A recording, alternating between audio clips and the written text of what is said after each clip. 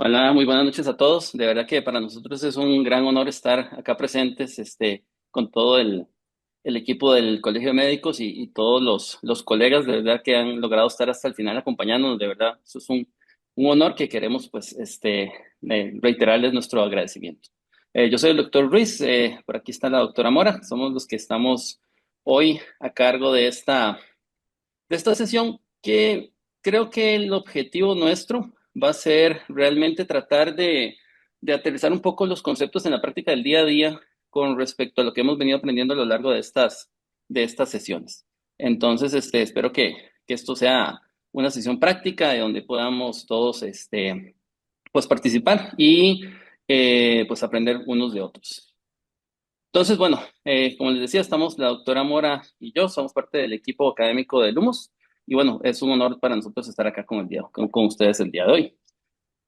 Bueno, quiero empezar con esta reflexión. Entonces, imaginemos que estamos en el 2008 y vamos a atender a don Carlos, que tiene 52 años. Él está recién diagnosticado de diabetes, viene con una hemoglobina glicosilada de 8,5, y pues nosotros, acorde a las guías que teníamos en ese momento, pues empezábamos con la metformina. Si el paciente hacía falla terapéutica, pasábamos a la glicacida. Si esto no funcionaba, podemos pasar a un DPP-4, una insulina, pero nuestro objetivo era básicamente dirigir a este paciente hacia una meta de hemoglobina glicosilada abajo de 7. Y llegando a esta meta, pues nos sentíamos satisfechos. Pero bueno, 7 años después, Carlos muere de un infarto y no muere de hiperglicemia. Entonces, realmente nosotros nos ponemos a analizar si, bueno, realmente nosotros seguimos las guías, eh, cumplimos las normas. Entonces, realmente, ¿en qué fallamos? Y nos vamos a dar cuenta que el manejo de la diabetes, como ustedes ya lo podrán sospechar, ha ido cambiando a lo largo de los años. Nuestra visión en lo que respecta a cuáles son los objetivos terapéuticos también ha cambiado. Pero bueno, esto, como ustedes lo van a ir viendo a lo largo de la presentación, asocia una gran cantidad de retos. Y quizás uno de los retos más importantes, creo que en la práctica del día a día, es cómo manejamos nosotros la consulta de un paciente con tantas comorbilidades como son los pacientes que viven con diabetes mellitus. Entonces, en esa línea de ideas, Victoria, yo creo que vos sos como la gran experta en esta área de cómo manejar esta población, digamos, dirigir los objetivos, cómo aprender a reconocer sus necesidades. Entonces, yo no sé si nos quieres ir como orientando un poquito para entrar en el tema. Claro. Bueno, me presento un toquecito para que sepa más o menos cómo vamos a manejar lo de la charla. Yo soy Victoria Mora, soy endocrinóloga. También tengo formación en medicina de estilos de vida y también he llevado cursos sobre, si quieren, en inglés coaching o en otras palabras, entrevista motivacional para pacientes con el enfoque de estilos de vida saludable. Y todo esto nació a raíz de que quizás nosotros en consulta externa sentimos como que damos órdenes, pero realmente el paciente sigue llegando siempre como igual, sentimos como que no avanzamos. Y esa es parte de la magia de lo que hay que empezar a ejercer en consulta externa. Y ese fue en parte un enfoque complementario que quisimos dar para esta última charla de Lumos, ¿verdad? Entonces, retomando lo de la charla y con este enfoque. Nada más quisiera preguntarles, bueno, y por cierto, hacer aquí el hincapié de que porfa pueden irnos dejando comentarios o consultas o casos que quisieran revisar, por ejemplo, en el chat, ¿verdad? Ahí la doctora Alvarado, que también es miembro de Lumos, nos va a ayudar a ir filtrando las preguntas hacia el final. Pero quisiera preguntarles, tal vez que hagan un recuento de cuando ustedes estudiaron medicina y llevaron el curso de semiología o de medicina interna y estábamos aprendiendo a hacer la historia clínica. Realmente acuérdense que esa historia clínica es de un paciente o está dirigida a un paciente susceptible. Francis, si querés pasar la diapo. Es un paciente susceptible porque generalmente esta historia clínica cuando nosotros estábamos estudiando medicina era en el escenario o del salón de emergencias, que ahí busqué un día de estos una foto de mi querido San Juan de Dios. Ese es el salón de emergencias, el pasillo de emergencias, ¿verdad?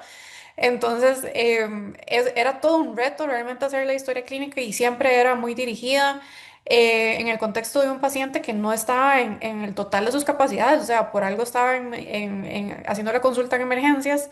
Era una persona que quizás no tenía el 100% de su autonomía en ese momento y nosotros tenemos en ese momento en emergencias, o pasemos a la siguiente, o en un salón de medicina interna, que esta es una foto del Calderón, ¿verdad? Nosotros tenemos una posición de superioridad y de autoridad, y el paciente por su condición de susceptibilidad está en un momento de su vida en que posiblemente tiene que acatar las recomendaciones médicas porque su vida depende de ello.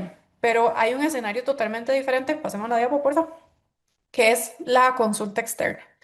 Este es el escenario de consulta externa, es un escenario totalmente electivo en el que el paciente perfectamente podría decidir no llegar a la consulta porque siente que tal vez no lo necesite y es el ámbito profesional o el ámbito laboral, el ambiente en el que nosotros como endocrinólogos y la mayoría de los médicos es en este tipo de escenario en el que más nos desenvolvemos, a excepción de que ustedes trabajen, por ejemplo, en una unidad de cuidados críticos, en una UCI, en un salón de emergencias o en un piso de emergencias y no den consulta externa, pero sospecho que la mayoría de las personas que están conectadas por acá ven diabetes y ven pacientes de consulta externa. Entonces, cuando nosotros llevamos los cursos de semiología y de medicina interna, la historia clínica y el estilo de historia clínica que nos enseñaron a hacer aplicaba para emergencias, aplicaba para salones, pero no necesariamente aplica ese estilo de historia clínica para este escenario de la consulta externa, en donde vamos a darle seguimiento la mayor parte de la vida de los pacientes con una enfermedad crónica que no se cura, como es la diabetes. Entonces, cuando nosotros estamos en este escenario, a veces se produce mucho desgaste desde el punto de vista del paciente y también hay un desgaste laboral, emocional, también desde el punto de vista del médico, porque puede ser que nos expongamos a situaciones de mucha frustración. Entonces me gustaría preguntarles de las interacciones que ustedes han tenido esta semana, ¿cuántas veces han estado satisfechos con la atención que ustedes han brindado y viceversa?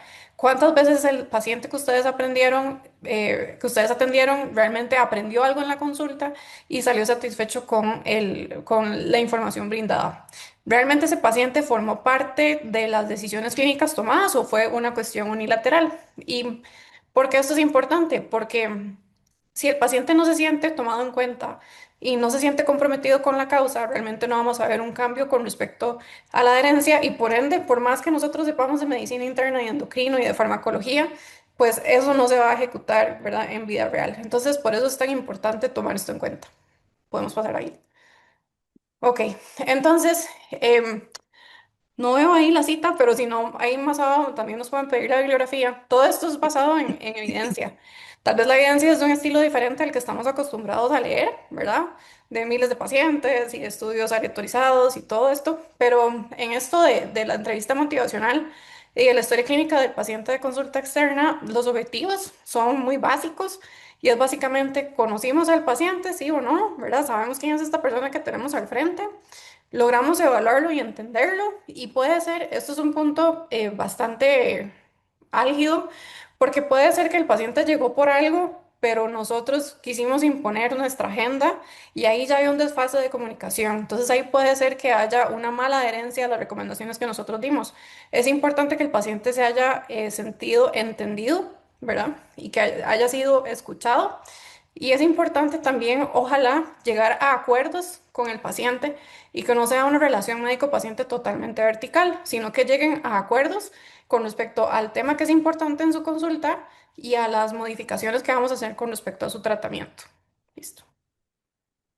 Entonces, muchas veces, por sobrecarga de trabajo, de poco tiempo en consulta, el escenario se puede ver de esta forma, ¿verdad? Un médico recetando polifarmacia, dando órdenes, escribiendo la receta, realmente no explicando para qué es cada medicamento, qué efectos secundarios puede esperar la persona y si les llega ese efecto secundario, si recibieron una buena información, realmente el paciente no se asusta tanto, ¿verdad? Entonces todo eso requiere de tiempo, requiere de dedicación y lo otro que también es muy importante es que esta señora, ¿verdad? Que vemos a la derecha es una señora que está asustada, que está con temor, que no sabe si confiar o no en ese profesional que tiene al frente porque quizás nunca la volvieron a ver, tal vez el médico pasó dando la consulta viendo siempre la pantalla, que ahora la pantalla es parte de nuestro trabajo y es parte de las limitaciones y retos que tenemos.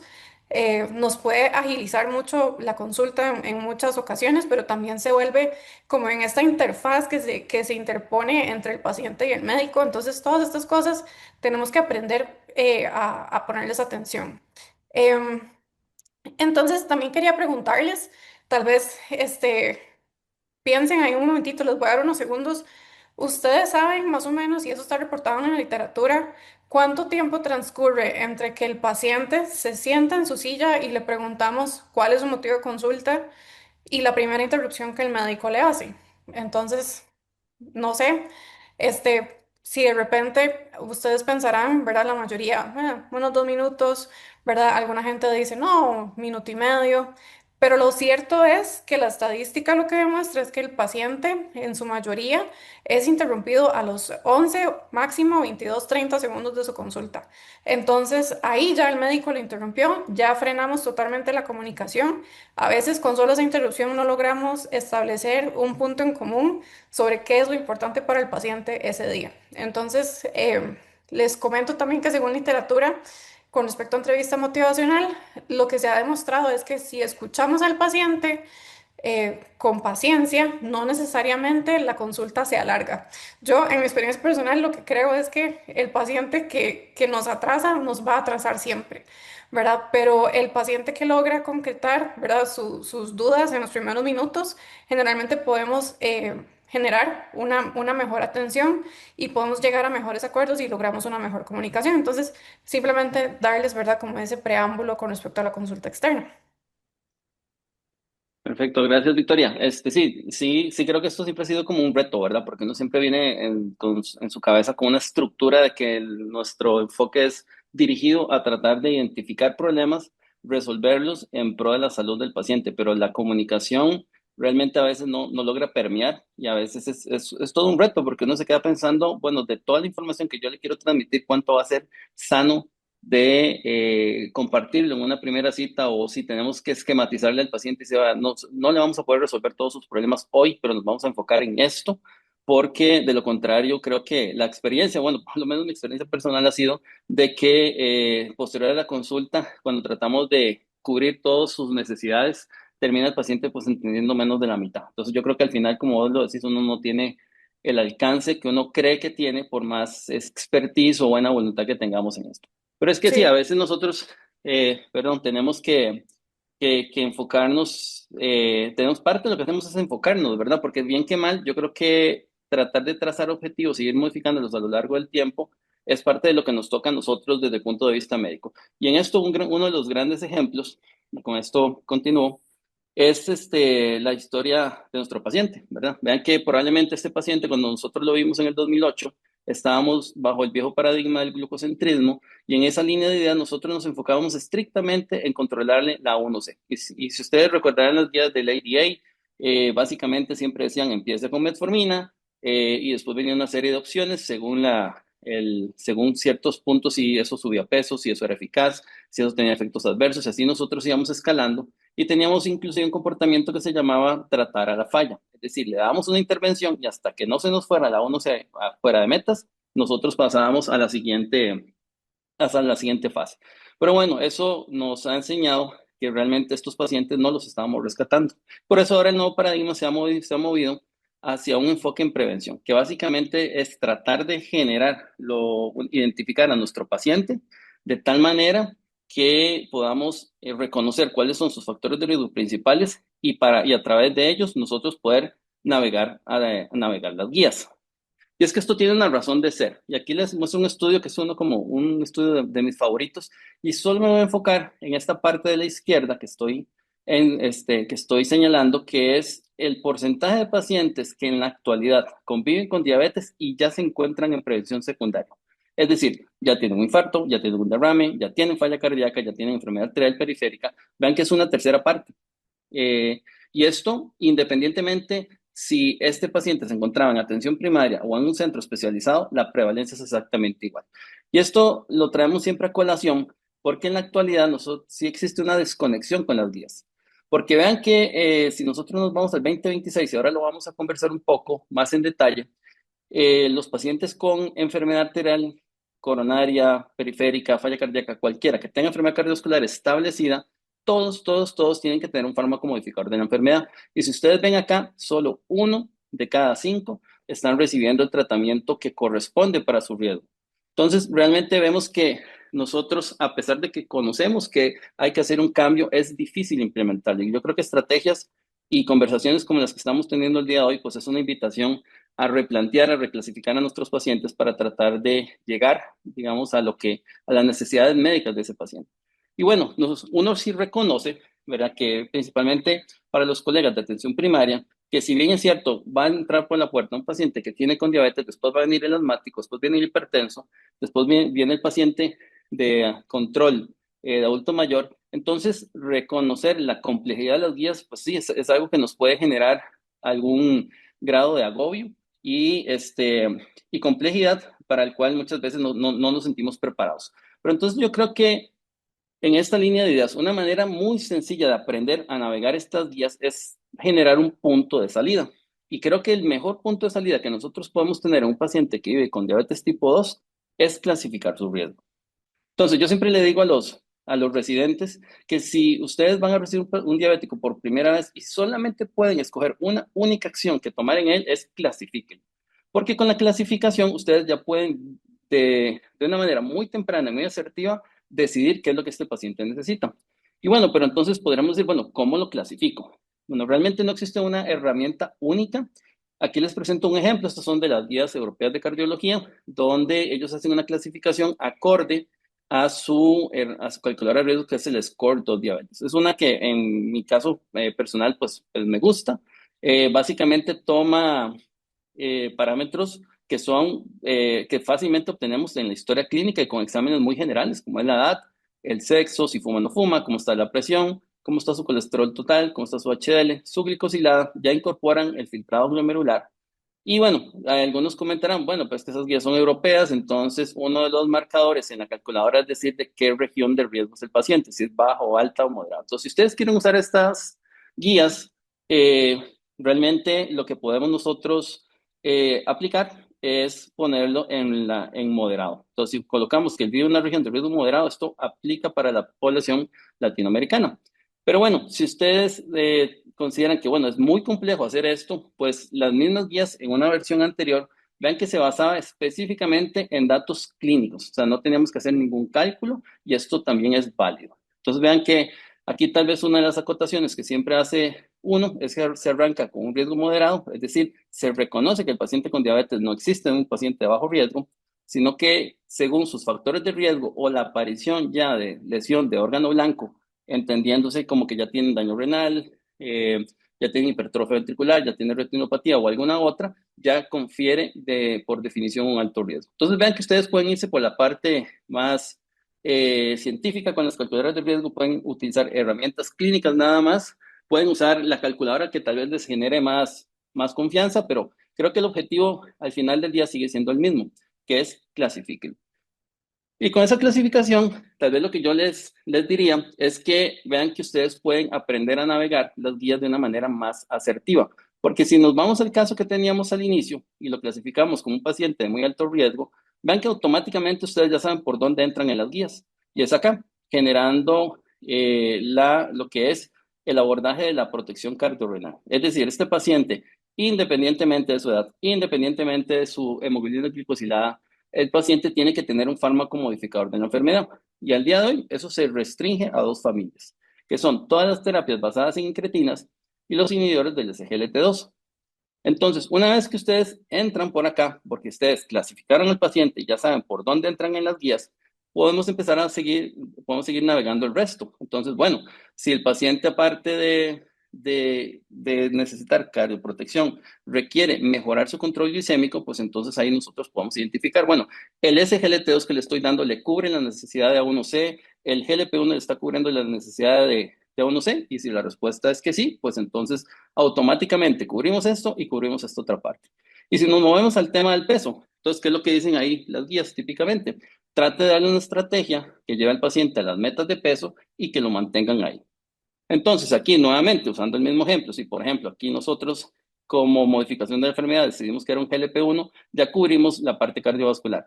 Si la 1 se le daba para cubrir el GLP-1, decimos ya le cubrimos la parte de control glicémico.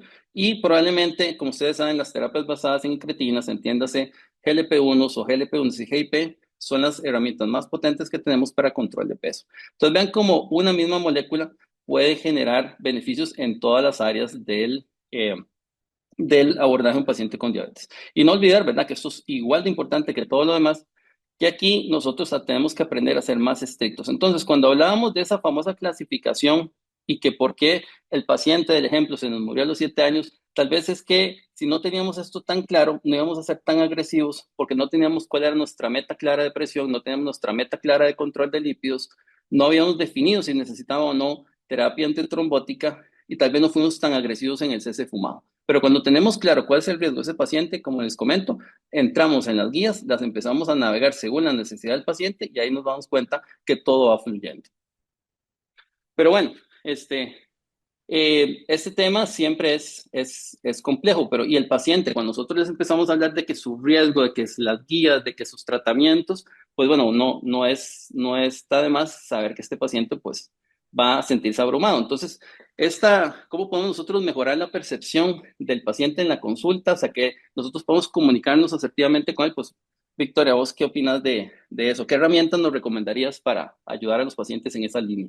Sí, estas son como pequeñas capsulitas que quisimos como entretejer entre lo denso que les traemos con respecto al manejo y clasificación de los pacientes con diabetes.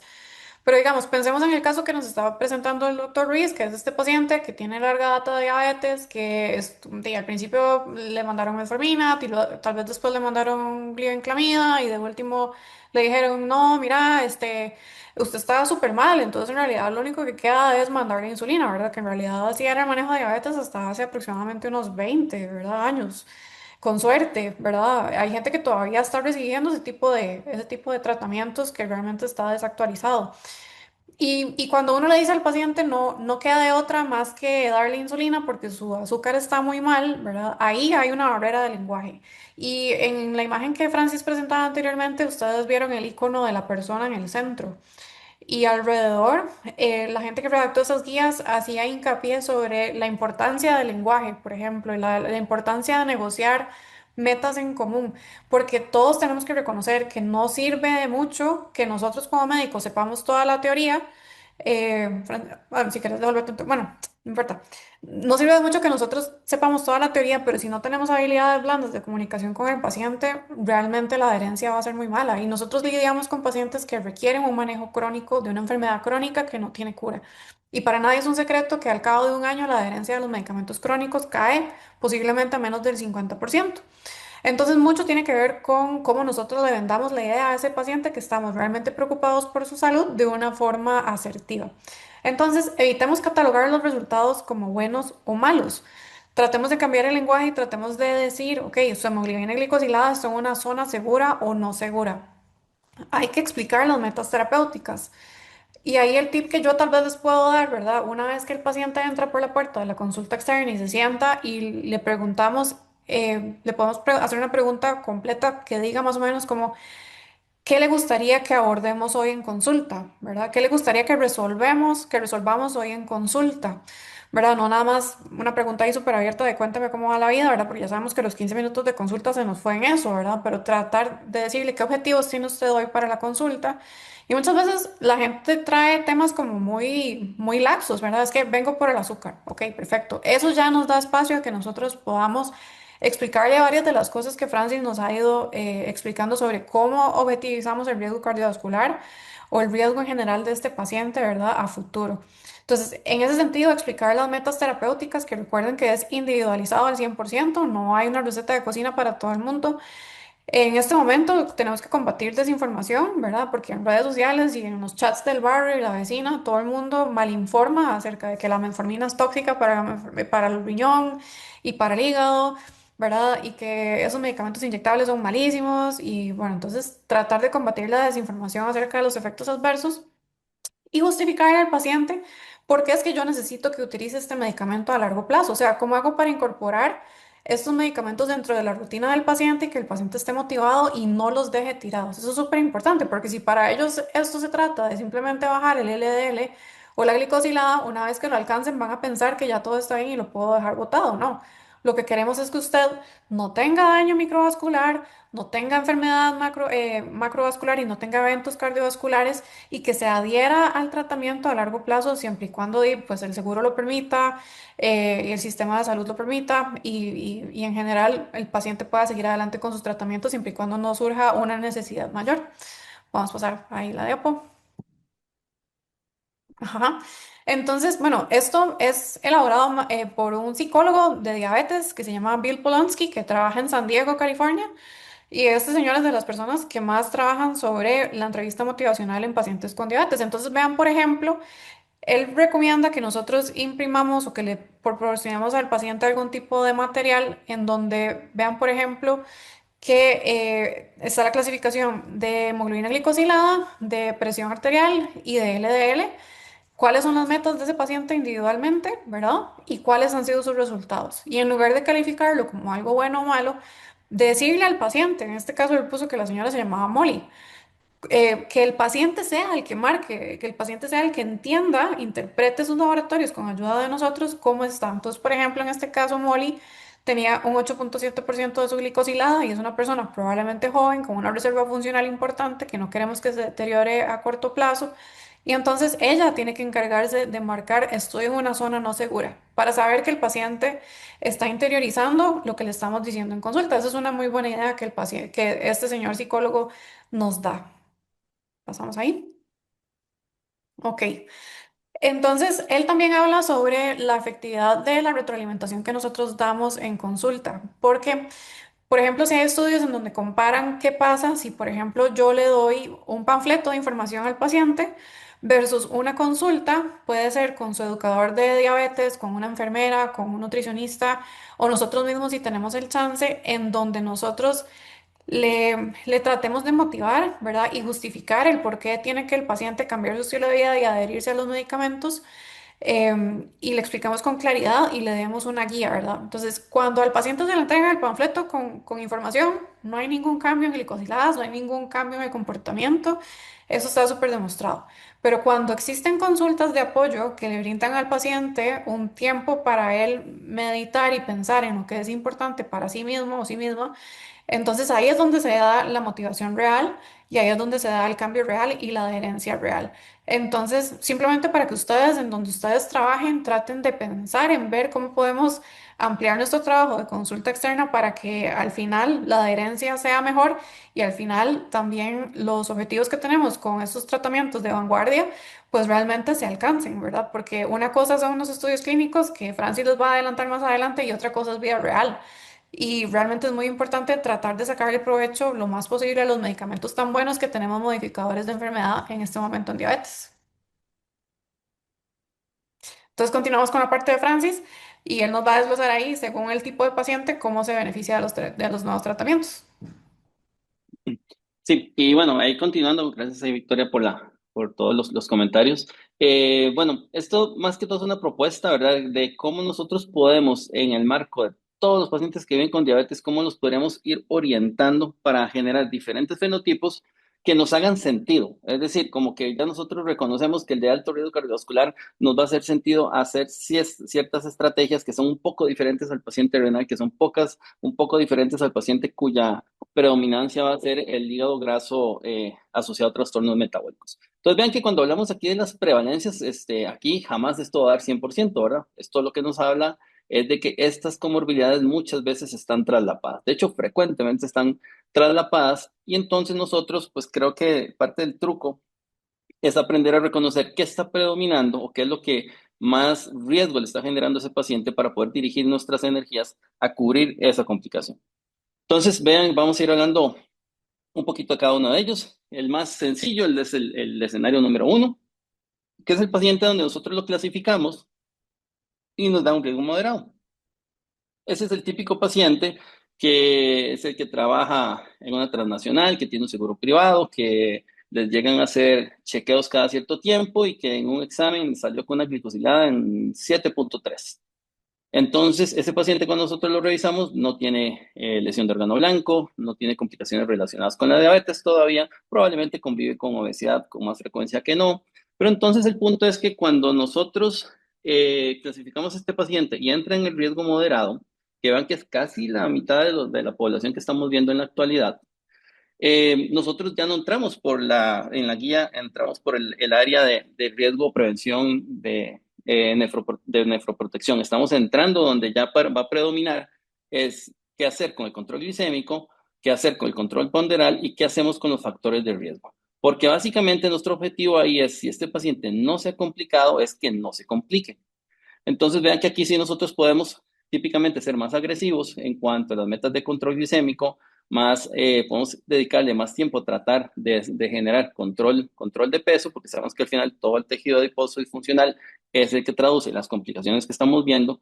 Y entonces ahí lo que va a privar es qué pasa con el A1C, o sea, con qué tan alto anda ese paciente para nosotros decidir qué va a necesitar. Entonces vean que como ustedes saben, dependiendo del fármaco que utilicemos, así es la potencia en control glicémico. Y por mucho, los más potentes son todas las terapias basadas en incretinas, ¿verdad? Que van desde el semaglutide, tirzepatide, lira y los otros que vienen en camino.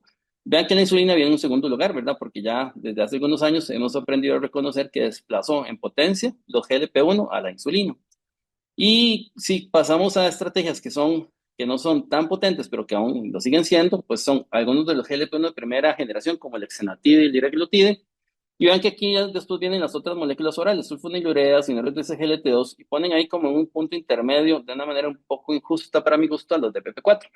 Ponen como una ligera predominancia del SGLT2 en control glicémico, pero bueno, ya eso es quizás una opinión más personal. Yo creo que andan muy similares. Y si uno escogería una ventaja que tiene el DPP4 sobre el SGLT2, es que su eficacia se mantiene a lo largo de todo el filtrado glomerular, situación que se pierde con los SGLT2. Pero entonces aquí tal vez recordar que vienen clasificados acorde a su potencia. Pero si este paciente no solamente requiere control glicémico, sino que tenemos que hacer un control de peso, vean que realmente ahí sí, no hay mucha discusión. Las estrategias más potentes son las derivadas del sistema incretínico, como semaglutide y tirzepatide. Hay como una predominancia en este momento de tirce sobre sema. Y después vienen los análogos de puros con una potencia más intermedia. Y ahí, bueno, como ustedes saben, vamos moviéndonos hasta las moléculas neutras, como son la metformina y los DPP4. Y vean que aquí no aparece insulina, no aparecen sulfonilureas, porque desdichadamente en control ponderal nos juegan mucho en contra. Y nuevamente, aquí nuestro objetivo es que el paciente no se complique. Entonces, probablemente ser más agresivos en el control de estos factores de riesgo nos va a asegurar realmente que estos pacientes no evolucionen. Pero entonces aquí tal vez lo que yo diría es que sí importa el control glicémico. Quizás es uno de los factores más predominantes. Y como estamos en un país en vías de desarrollo, pues realmente el costo siempre es un tema. Entonces, esto es una gráfica que me había dado la tarea de hacer hace como un año y medio, así que puede que esté un poco desactualizada, de cuánto cuesta bajar 1% de A1C según lo que ustedes utilicen. Y vean que, como ya lo sabemos de la literatura global, si usted tiene poquita plata, pues utilice una sulfonilurea, es lo más barato, aunque usted puede bajar 1% de A1C. Y si el paciente pues tiene más recursos o el tema del peso es muy importante, pues vea que bajar 1% de A1C con semaglutide es muchísimo más caro que hacerlo con la sulfonilurea.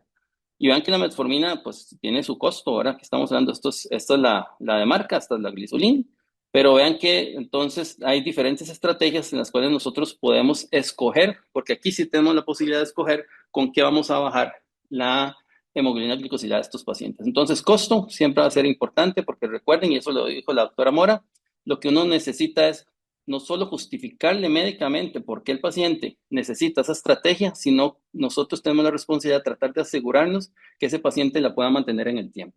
Entonces, no nos sirve de nada darle una semaglutida que lo va a usar 3 meses y la va a abandonar.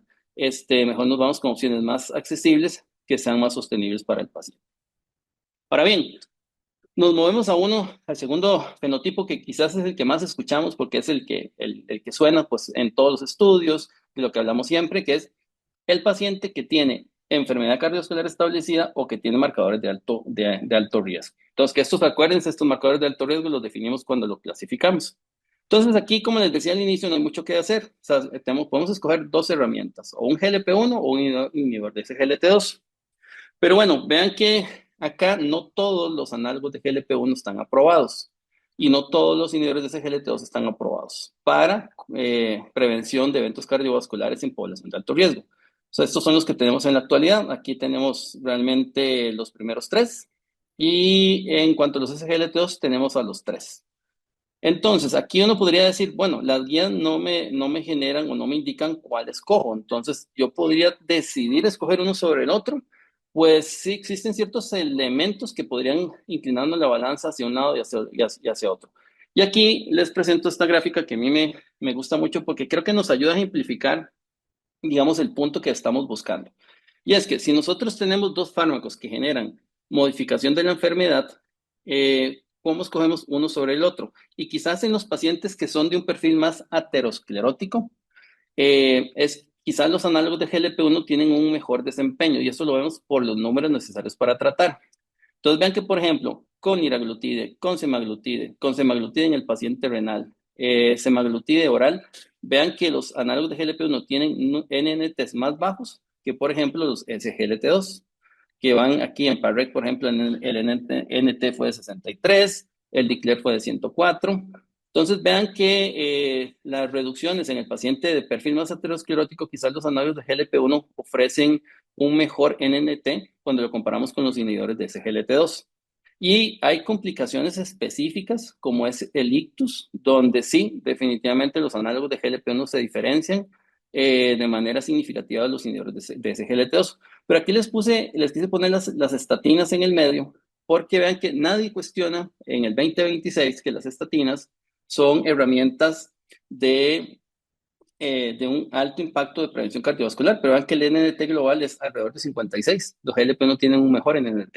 Entonces vean que realmente estamos el día de hoy ante estrategias que son bastante poderosas para el control del riesgo orgánico de nuestros pacientes. Ahora bien, nos movemos al tercer perfil, que son los pacientes con falla cardíaca. Esta prevalencia aquí se ve un poco modesta, cerca del 10%. Yo creo que esto va a venir subiendo con los años en la línea que nosotros vamos tamizando más pacientes. Pero uno si quiere llevarse como datos generales, hay que recordar que el 30% de los pacientes, todos los pacientes que tienen falla cardíaca, como un 30% son diabéticos. Y si el paciente es diabético, tiene entre 2 a 3 veces más riesgo de desarrollar falla cardíaca que si no fuera diabético. Y algo muy, muy, muy importante, que esto está tomando mucho valor en la actualidad, porque ya tenemos estrategias de tratamiento para cubrirlos, es que la mitad, casi la mitad de los casos son pacientes que tienen falla cardíaca con fracción preservada.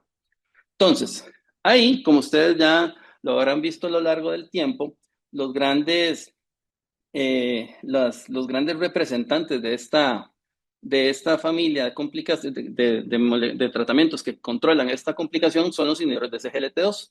Y ahí nosotros aprendimos a lo largo del tiempo que se parecen más a lo que son diferentes. Vean, estos son datos donde se toma canaglifosina, dapaglifosina y empagliflozino y vean que realmente los, eh, los porcentajes de reducción son bastante similares entre ellos. Entonces, en los inhibidores de SGLT2 relativamente decimos que todos se parecen en cuanto a su eficacia. Pero bueno, vienen nuevos actores de camino. Entonces, pero vienen específicamente cuando hablamos de diabetes y estrategias de tratamiento, vean que para los pacientes que tienen falla cardíaca con fracción preservada, ya empezamos a identificar no solamente los SGLT2, ¿verdad? Que se hicieron famosos inicialmente con los pacientes que tenían falla cardíaca con fracción reducida, sino que también con el Deliver y el Emperor Preserve aprendimos que los que tenían fracción ligeramente reducida o normal también se beneficiaban, pero en esta población de fracción de eyección conservada, vean que tenemos datos con los GLP-1, tenemos datos inclusive con finerenona, que recordemos que tiene un papel muy predominante en la parte renal, y con los agonistas duales, que esto es el estudio Summit con tirzepatide. Quizás aquí estos no se han hecho como estrategias de tratamiento aún, porque básicamente estos estudios inicialmente lo que han evaluado son marcadores de calidad de vida y funcionalidad, no puntos duros como si lo han hecho los inhibidores de SGLT2. Por eso entonces al día de hoy sigue dominando el inhibidor de SGLT2 como la estrategia preferida para un paciente donde su fenotipo lo que predomina es la falla cardíaca. Pero vean en esta gráfica que es un análisis del doctor Cosiboro, este es el que fue el encargado de los estudios de falla cardíaca con semaglutide, donde ellos hicieron un pool de todos los pacientes que se analizaron en estos estudios incluyeron estudios de pacientes inclusive que no tenían diabetes, pero vean que lo que quería resaltar es que cuando vemos la reducción de hospitalización de falla cardíaca en esta población, vean que es bastante robusta y se parece bastante a la de los inhibidores de SGLT2. Entonces es muy posible que en el futuro nosotros vayamos a observar datos ya más robustos en este tipo de poblaciones. Pero ¿qué es lo que quería yo decir con esto?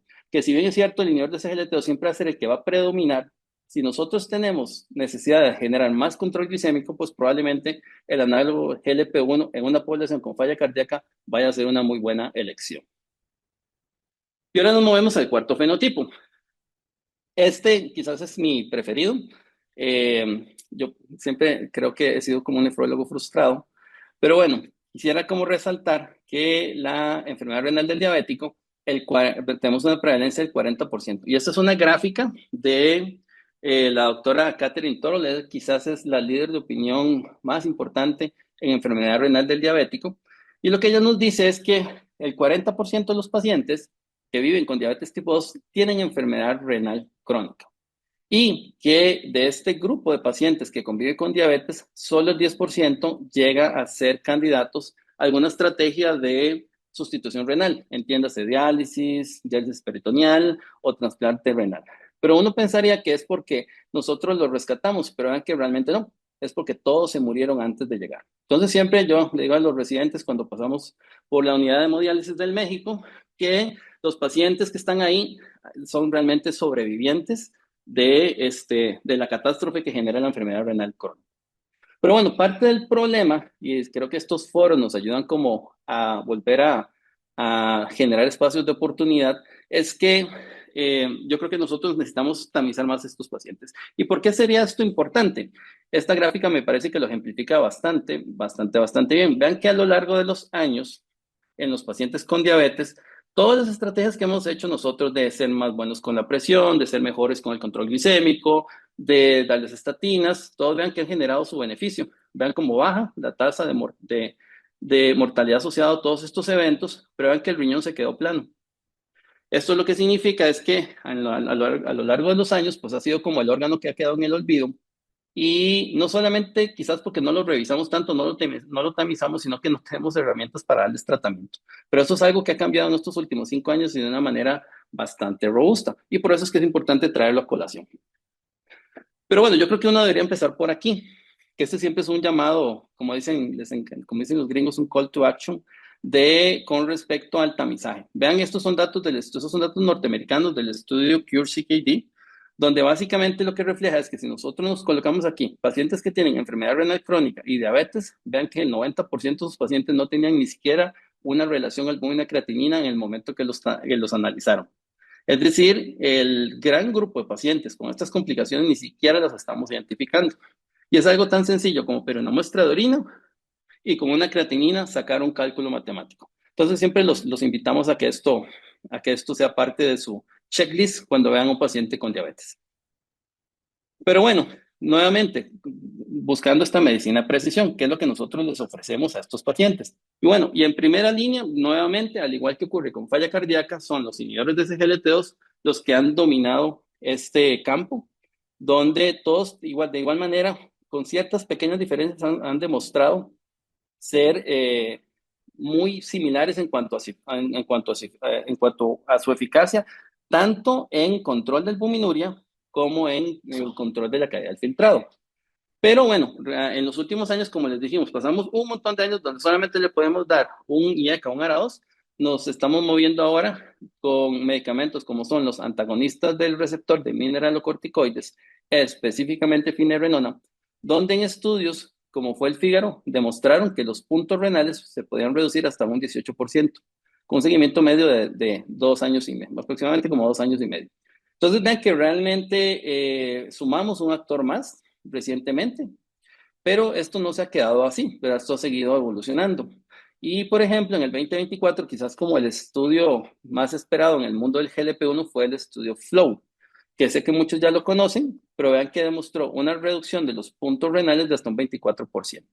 Entonces, vean que pasamos de muchas décadas donde solamente podemos darle un IECA, un ARA2, ahora a tener múltiples moléculas que nos van a abordar esta complicación. Y vean que siempre entre más, aquí sí podemos decir más es mejor.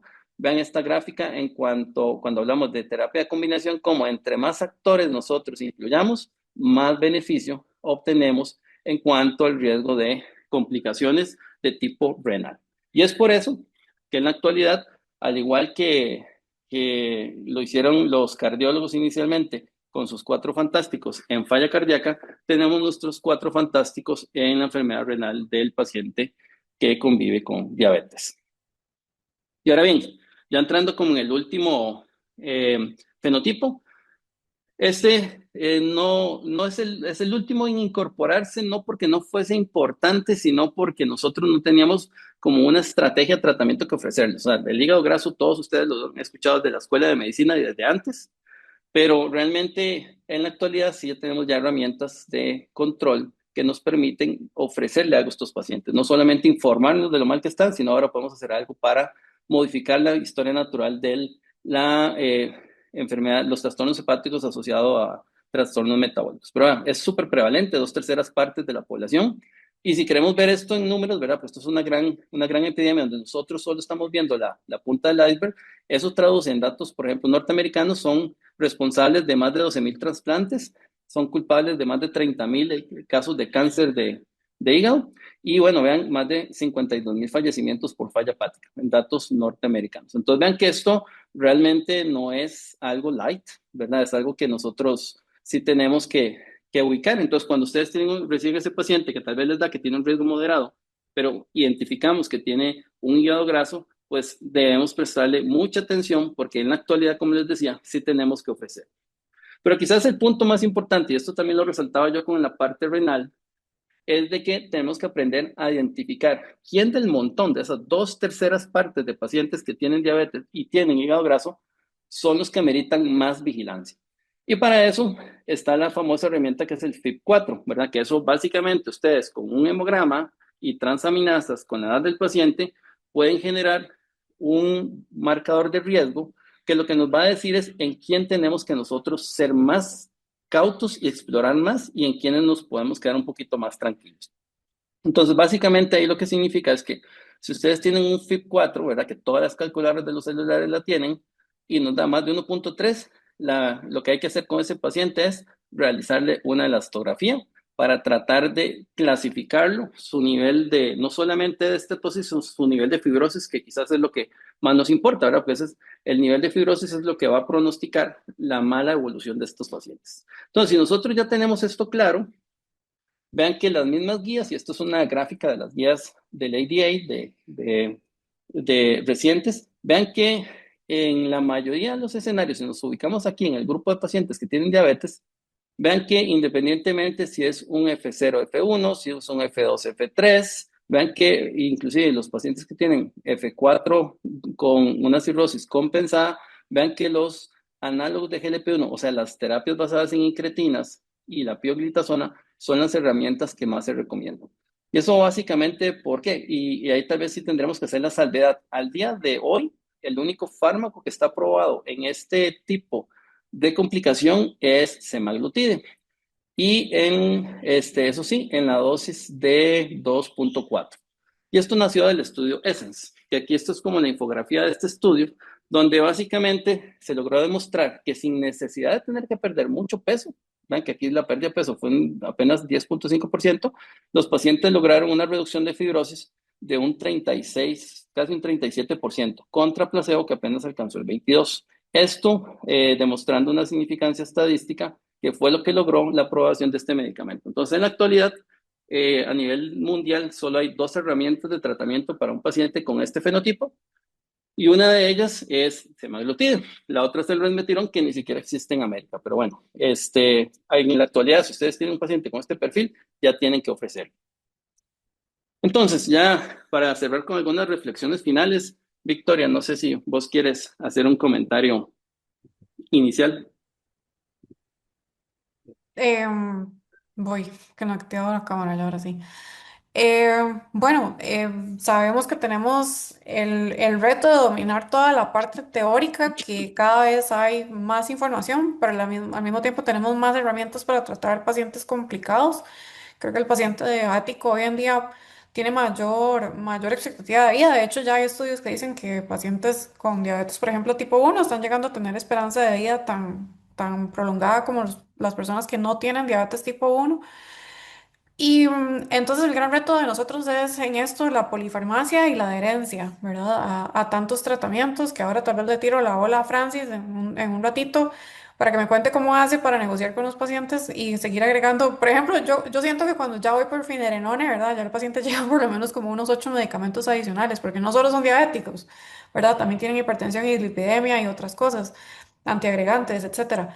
Entonces, bueno, pues retarlos a ustedes a que traten de ejercitar otras formas de comunicación, que no es solamente la de la historia clínica tradicional que tenemos, sino empezar la consulta por definir cuál es el motivo de consulta de ese paciente con una pregunta puntual y tratar de trabajar en conjunto con el paciente los objetivos, porque por ejemplo, hace un par de semanas con los residentes de endocrino teníamos una sesión y nos contaron sobre una consulta de una paciente crónica de endocrino que era hipotiroidea, pero que en realidad lo único que en lo que podía pensar era la lumbalgia que la estaba molestando. Entonces, por ejemplo, para ese paciente en ese momento esa es la prioridad y hasta que nosotros le ayudamos a hacerle check en ese punto, posiblemente no vamos a lograr transmitir nuestro mensaje acerca de la urgencia y la necesidad que tenemos de iniciar medicamentos modificadores de enfermedad. Entonces, pues abordar esas barreras que a menudo son invisibles y mucho tienen que ver con lenguaje, comunicación y habilidades blandas, que si pues eventualmente tal vez el colegio nos patrocina ahí algún tipo de plataforma, podemos ahondar un poco más en esos temas. Gracias, Victoria. Sí, yo pues las como reflexiones finales tal vez quisiera pues resumirlas en dos. Y es como les comentaba al inicio, yo creo que si nosotros aprendemos a clasificar a nuestro paciente con lo que ustedes quieran, digamos, la herramienta que a ustedes les quede más fácil, las que les genera más comodidad, rápidamente ustedes pueden aprender en todo el mar de complejidad que tiene una guía del manejo de la diabetes por dónde entrar y se van a dar cuenta que si hacemos eso va a ser muy, muy, muy, muy provechoso tanto para ustedes porque se ganan tiempo, pues ya saben dónde están entrando y cómo van a abordar ese paciente, como para el mismo paciente que va a llevarse una estrategia de tratamiento no solo basada en la evidencia, sino con un objetivo bastante claro, ¿verdad? Que es mejorar su salud. Y finalmente, realmente en la actualidad, así como ocurre en otras especialidades como oncología y demás, nosotros podemos sí aplicar medicina de precisión, ¿verdad? Entonces, pero para eso es reconociendo estos diferentes fenotipos, donde aquí el objetivo y lo que los invitamos era como que de una manera muy fácil, muy clínica, ustedes pudieran decir, este paciente es más un paciente renal, este paciente es más un paciente de falla cardíaca. Al reconocer eso de una manera rápida, ustedes pueden enfocar todos sus esfuerzos en controlar la lesión de órgano blanco que va a producir esta complicación si nosotros no la tratamos. Entonces, yo creo que la medicina de precisión sí está en diabetes. Tenemos herramientas y con el paso del tiempo nos vamos a dar cuenta que van a venir muchísimas más. Entonces, creo que con esto cerramos nuestra participación desde el punto de vista de la ponencia y más bien abrir el espacio para algún comentario o preguntas o casos que quieran comentar, pero ahí Gaby es la encargada.